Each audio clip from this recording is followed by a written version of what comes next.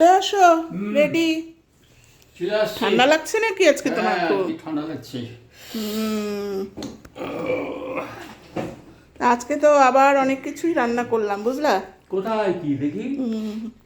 এই যে ভাত তো নামালাম এই মাত্র, আর এটা তো আমাদের গরম গরম হতে হবে, তাই না বলো? হ্যাঁ।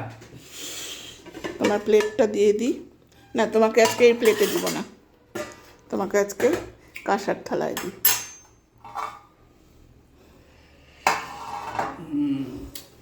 আমার তো এখন পুতুল খেলার রান্না হচ্ছে, বুঝলা তো? এই যে পরিমাণ এতটুকু, মানে হাতেই ওঠে না আমার রান্না, সত্যি কথা বলতে। এত এত রান্না করি তো, আর এখন এই মানে এতটুকু রান্না মানে আমার ভালোও লাগে না করতে। আজকে আর ভাত সাজালাম না, এমনি দিয়ে দিলাম। কি আজকের আইটেম এই যে আগে উচ্ছে, এটা কিন্তু একদম তেল, অল্প তেল দিয়ে করছি, আচ্ছা, বলবা না কিন্তু যে আবার ভাজা করলাম। মানে অনেকদিন পর আমি এরকম চুলে শ্যাম্পু করলাম। চুলে শ্যাম্পু করছো নাকি? হ্যাঁ। তোমার এত চুল, বাপরে বাপ! আমি কি জানো, আমাদের সময় যে ঢ্যাপা কোম্পানির শ্যাম্পু ছিল ওটা খুব ভালো ছিল। তোমাদের সময় তো হোগলা সাবান, হোগলা সাবান, তাই না?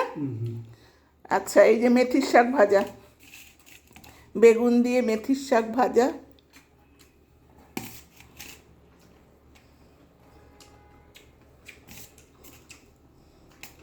দেখো বন্ধুরা, এতটুকু রান্না হাতেই ওঠে না।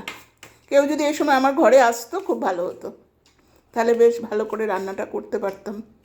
এটা তো আমার ভালোবাসার জায়গা। আচ্ছা, আমি নিজেই বলি কি কি রান্না করলাম। এই যে এখানে হচ্ছে চিতল মাছের মইঠা করছি আজকে। উনি তো বাজারে গিয়ে 10 কেজি ওজনের বলে একদম জ্যান্ত চিতল ছিল।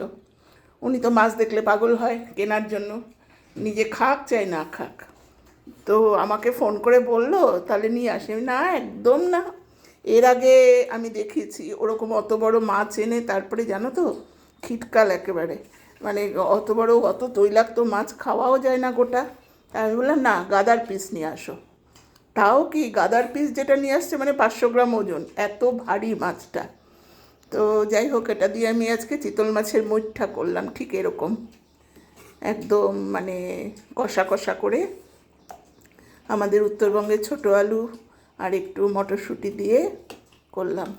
আর এই যে চিতল মাছের যে ছালগুলো, এটা আমি ফেলি না, মানে ছাল তো শুধু নেই, অল্প মাছও আছে, কাটা আছে।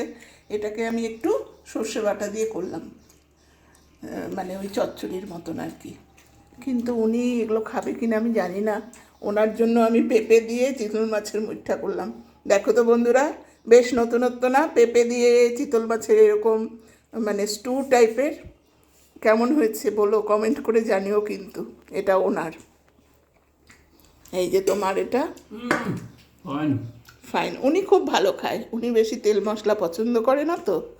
তো যাই হোক, আর স্যালাড তো দেবো তোমাকে, স্যালাডটা নিয়ে নিতে পারতা।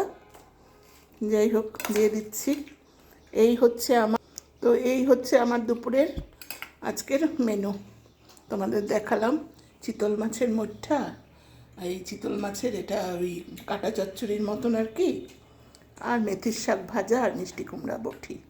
তাও তো অনেক পদ রান্না করলাম, কি বলো বন্ধুরা? দুজন মানুষ কি করব। তো উনি যাই হোক খায়, যেটাই দিই সেটাই খায়, কিন্তু উনি একটু হালকা তেল মশলাই বেশি পছন্দ করে।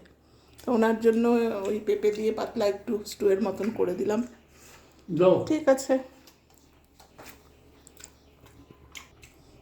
দেখতে যা হয়েছে না একেবারে।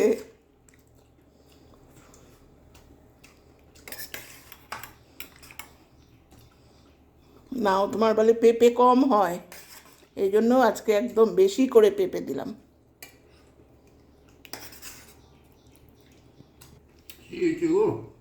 সেই হয়েছে, যাক, তুমি ভালো খেলেই মঙ্গল। উনি কিন্তু খুব ইচ্ছা সাধন করতে পারে, এটা কিন্তু ঠিক বাবা। তুমি যেভাবে লোভ সম্বরণ করতে পারো, আমরা তো পারিই না। খাও, ভাত লাগবে? ঠিক আছে বন্ধুরা, উনি তো এখন ওই স্টু দিয়েই খাচ্ছে, খুব ভালো খাচ্ছে বলে। আমি ওগুলো পারবো না খেতে বাবা, কীরকম, যদিও একটু ভালো করেই করছি কিন্তু একদমই তেল মশলা দাও, ছাড়া। দাও। খেয়ে সুস্থ থাকতে হবে তো, ওনার বক্তব্য হচ্ছে তাই। তো ঠিক আছে, ঠিক আছে, তাহলে পরে এখন আর ভিডিওটা বড় করছি না, আবার তোমাদের সাথে এরপরের ভিডিওতে দেখা হচ্ছে। টাটা।